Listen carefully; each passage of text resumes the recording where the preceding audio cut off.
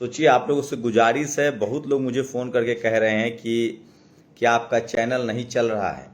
आप लोगों से गुजारिश है कि चैनल को देखना है तो आपको सर्च करना पड़ेगा यूट्यूब, और तमाम बंदिशों के बाद चैनल को, जैसे साम दाम दंड भेद नहीं होता है, वो कोशिश की जा रही है। पहले सरकार के तरफ से 90 से ज़्यादा नोटिस आते हैं इनकम टैक्स के। अब हम लोग विकट परिस्थितियों में काम कर रहे हैं, तो अब पेट पर लात मारने की जो मनुवादी परंपरा है कि आपसे नहीं जीते तो आपका कद्दू काट लेंगे, आपका आम तोड़ लेंगे, आपका बैगन तोड़ लेंगे, तो आर्थिक रूप से हमें बहुत ज़्यादा डैमेज किया जा रहा है। हमारे चैनल को एकदम से डीमोनेटाइज जैसा कर दिया गया है। इस पर प्रोफेसर रतन लाल जी ने एक प्रेस कॉन्फ्रेंस की भी बात किया कि जितने SC ST OBC के मुद्दे वाले चैनल हैं उनको सबको टारगेट किया जा रहा है। मैं इसलिए कह रहा हूँ, इस देश में धर्म से बड़ी जाति है। जो आप टाइटल देख रहे हैं, अंबानी की शादी में, अंबानी फैमिली की शादी में, जो उनके बेटे की शादी हो रही है, मुकेश अंबानी के बेटे की जो शादी है, उसमें 5,000 करोड़ का खर्च है। अल जजीरा ने लगाया है खबर कि 5,000 करोड़ का खर्च है, ये फिजूल खर्ची है। न्यूयॉर्क टाइम्स ने कहा है कि जिस देश में 60 करोड़ लोग इतना कम कमाते हैं, वहां इतना खर्चा करना। लेकिन मेरे लिए खबर ये नहीं है। 3 राज्यों में आदिवासी CM है, 3 राज्यों में। हेमंत सोरेन भाजपा के CM है उड़ीसा में और छत्तीसगढ़ में। क्या उनको न्योता नहीं मिला होगा? देश की महामहिम राष्ट्रपति, उनको न्योता नहीं मिला होगा? मुंबई के सबसे बड़े नेता रामदास अठावले, जो बीजेपी में मंत्री भी हैं, क्या उनको न्योता नहीं मिला होगा? सोचिए, धर्म से बड़ी जाति है। मुकेश अंबानी के बेटे की शादी में हर धर्म के लोग थे। मुस्लिम समाज, सिख धर्म के लोग थे, हिंदू धर्म के लोग थे, जैन धर्म के लोग थे, इस्लाम को मानने वाले थे, लेकिन आदिवासी नहीं दिखे। दलित चेहरे में SC समाज से रामविलास पासवान के लड़के चिराग पासवान में गए अपनी माताजी के साथ, लेकिन उनकी माताजी SC समाज से नहीं आती है। जाति व्यवस्था पिता कैरी करता है, उनकी माताजी ब्राह्मण समाज से आती हैं। ठीक इसी तरह से जब रामनाथ कोविंद राष्ट्रपति के पद पर आसीन थे, तब उनको संसद के जो नींव रखी गई थी वहां नहीं बुलाया गया था। तो क्या अंबानी परिवार जो है वो जाति व्यवस्था को मानते हैं? क्या वो अभी भी मनुस्मृति में जो शूद्र अछूत का कंसेप्ट है उसको मानते हैं? ये सबसे बड़ा सवाल है। और आप लोग मुझे करेक्ट कीजिएगा कि क्या आप लोगों ने, किसी ने तस्वीरें देखी मुंबई में रामदास अठावले, जिनकी तूती बोलती है, उनको नहीं बुलाया गया? महामहिम राष्ट्र, जब प्रधानमंत्री जा सकते हैं तो महामहिम राष्ट्रपति।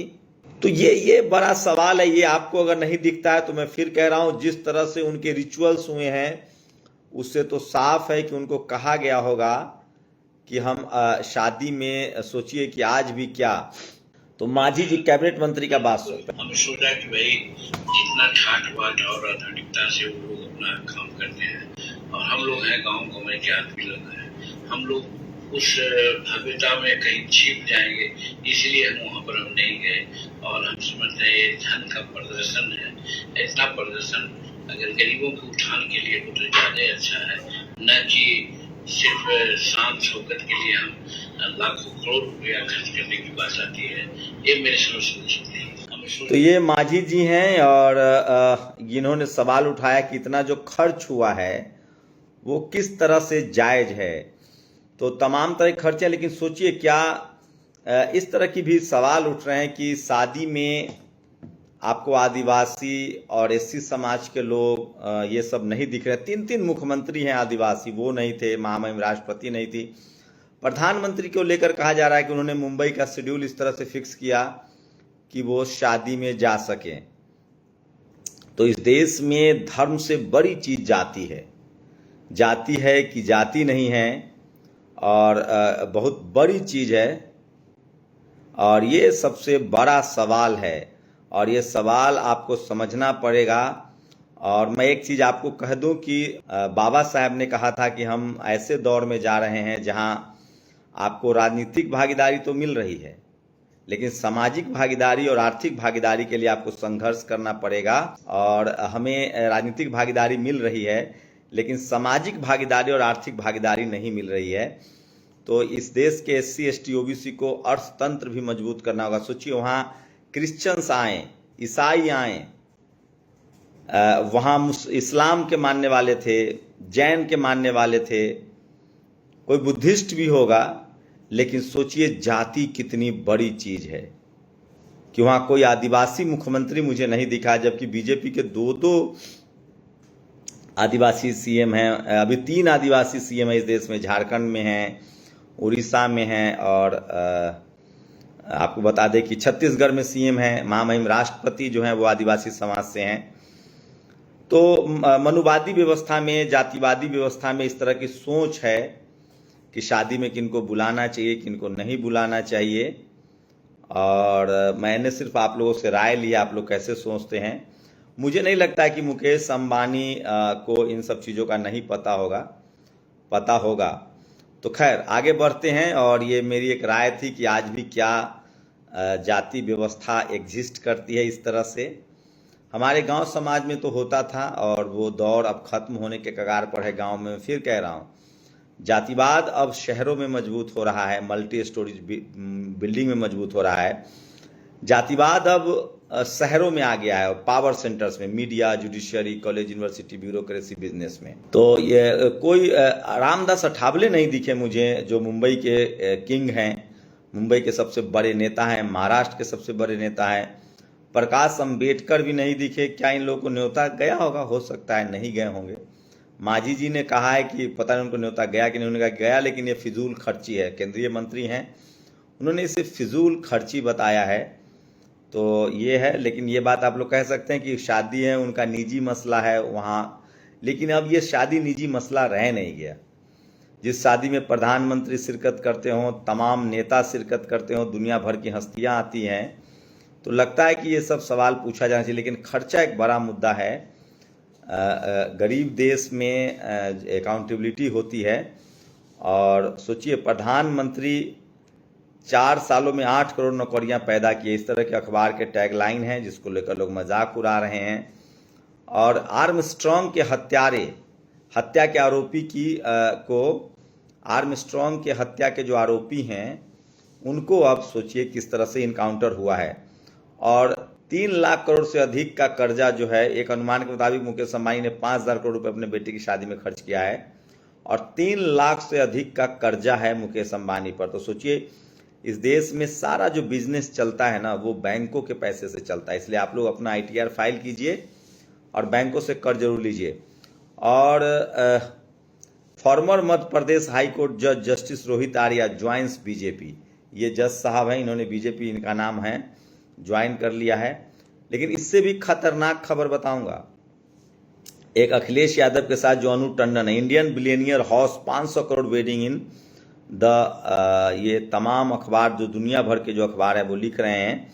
लेकिन मैं आज एक कहानी बताऊंगा, जो अखिलेश यादव के साथ जो महिला अनु टंडन है, उनके पति पहले ED में थे। तो जस्टिस आर्या के खबर के ये भी लोग बहुत खबर चला रहे हैं, सोशल मीडिया पर वायरल है। और ये तमाम खबरें हैं। सोचिए किस तरह से कांग्रेस ने ऐसे ऐसे रास्ते बना रखे हैं जिस पर वो बात नहीं कर सकते हैं। तो एक खबर बताऊंगा मैं अनु टंडन के बारे में है, जो बहुत ज़रूरी है, आप लोग को जानना चाहिए कि अभी सोशल मीडिया पर BJP के बारे में बात होती है, लेकिन कांग्रेस के समय में क्या क्या होता था और आपको पता भी नहीं चलता था। तो ये पोस्ट बहुत ज़रूरी है जो आप पढ़ना चाहती है। तस्वीरें देखिए, ये अनु टंडन है और अखिलेश यादव जी की पत्नी हैं, और एक और प्रियंका चतुर्वेदी हैं। तो यह महिला अनु टंडन मुकेश अंबानी के हर पारिवारिक समारोह में दिखती हैं। इनकी कहानी भी बड़ी रहस्यमयी है। मित्रों, एक सच्चाई है कि भारत ही नहीं, दुनिया के किसी भी देश के यदि किसी के पास 5,000 करोड़ से ज़्यादा की संपत्ति है तो वह बिना सत्ता की मदद के संभव नहीं। 2008 में जब मनमोहन सिंह प्रधानमंत्री थे, तब एक ED के अधिकारी थे जिनका नाम था संदीप टंडन, जो इनके पति थे, महिला अनु टंडन के। ED के अधिकारी थे जिनका नाम था संदीप टंडन, जो IRS यानी इंडियन रेवेन्यू सर्विसेज के अधिकारी थे। उनके नेतृत्व में, ये भी IAS थी शायद, इनके नेतृत्व में रिलायंस हाउस तथा HSBC बैंक पर छापा मारा गया था, वहां से क्या बरामद हुआ वह दस्तावेज मिले जिसे मीडिया ने नहीं दिया। फिर एक हफ्ते बाद खबर आई कि संदीप टंडन ईडी की नौकरी छोड़कर रिलायंस में डायरेक्टर पद पर ज्वाइन कर लिए हैं। अब कल्पना करिए यदि मोदी सरकार में ईडी किसी बिजनेस हाउस पर छापा मारकर छापे का नेतृत्व करने वाला असिस्टेंट डायरेक्टर एक हफ्ते के बाद किसी कंपनी का डायरेक्टर बन जाए तो कितना विपक्ष हंगामा मचाएगा। खबर यह आई कि रिलायंस के डायरेक्टर संदीप टंडन, जिसकी पोस्टिंग मुंबई में थी, स्विट्जरलैंड में ज्यूरिख में एक विला मिला। 8 महीने स्विट्जरलैंड के जरीब के अपने विला में रहते थे। फिर वो बाद में सोनिया गांधी, राहुल गांधी, रॉबर्ट वाड्रा, ये सब लोग छुट्टियां मनाने जाने लगे। अनु टंडन एक बार कांग्रेस के टिकट पर संसद भी गई, लेकिन कुछ ही दिन बाद संदीप टंडन अपने बाथरूम में मृत पाए गए। फिर खबर आई कि उनकी पत्नी अनु टंडन को एक कंपनी डोनेट कर दिया गया रिलायंस के द्वारा। तो ये सब चीज़ें इस देश में चलता रहा है और कांग्रेस के दौर में ऐसी ऐसी चीज़ें हुई है जिस पर आप बात करेंगे तो आज लोग नहीं। लेकिन अभी जो फिलहाल स्थिति ये है कि तमाम जो लोग हैं, अब तमाम बहुजन समाज के जो लोग हैं वो पढ़ने लिखने लगे हैं, सोचने समझने लगे हैं और वो लगातार पढ़ लिख रहे हैं और ये सारी बातें पब्लिक डोमेन में आ रही है। तो सोचिए अभी SC ST OBC के लोगों को, अल्पसंख्यक समाज के लोगों को, खासकर SC ST OBC लोगों को इतना दूर तक जाने के लिए सोचना पड़ेगा।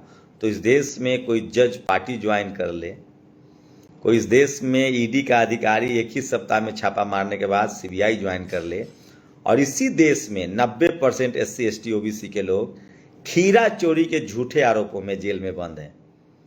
सोचिए किस तरह से 400 दिनों से, 400 मैं कह रहा हूँ, माफ कीजिएगा, लगभग 3 साल से 1400 दिनों से एक युवक, JNU का एक छात्र, जो JNU का पूर्व छात्र है, वो जेल में बंद है। उस पर ट्रायल तक नहीं शुरू, उसको जमानत नहीं मिल रही है, उमर खालिद। तो इस देश में जुडिशियल सिस्टम में जब तक डाइवर्सिटी नहीं आएगी, media, judiciary, college, university, bureaucracy, business में सब लोगों की भागीदारी नहीं होगी, तब तक ये सब चीज़ें चलता रहेगा और इन सब बारे में आपको बात करनी चाहिए। तो इस देश को और बेहतर और ट्रांसपेरेंट बनाना है, ईमानदार बनाना है, तो डाइवर्सिटी लानी होगी। और सोचिए एक दिन अच्छा लिखा था, एक शख्स हैं, वो पोस्ट लिखते हैं कि 545 सांसद हर राज्य से क्यों जरूरी है? डाइवर्सिटी के लिए ना, नहीं तो एक ही राज्य से 500 चुन लीजिए।